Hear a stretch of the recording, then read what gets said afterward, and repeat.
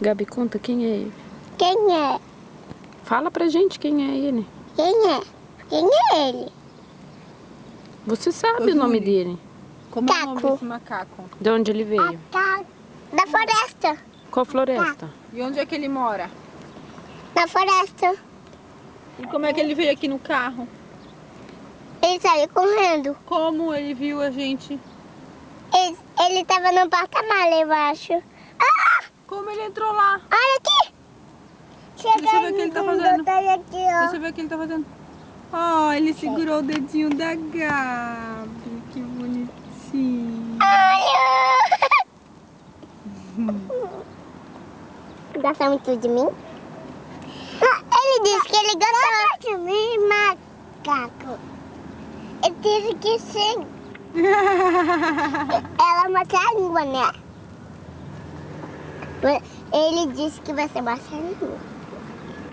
Né? Macaco. O que ele fez? Não pode. Ele mostrou a língua e daí ele mostrou a língua.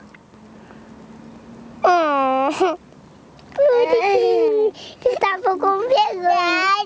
A mamãe do macaquinho. Me dá abaixo. A Juliana. Não. Eu acho que ele vai. Chega O ele. teu tá? Oi? Mano. Ele quer ficar aqui que eu brinco no carro. Oh, que coisa mais. Ai. Ai. Ele quer a minha mão. Ele quer.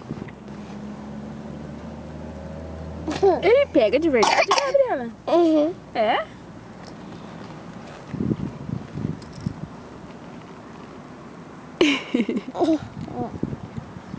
Hoje ele tá te apertando de verdade? É.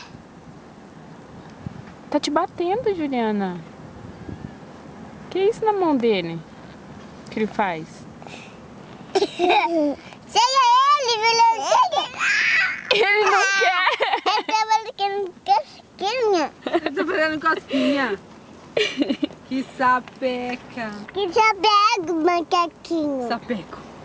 É muito sapeca esse macaco, né, Júlia?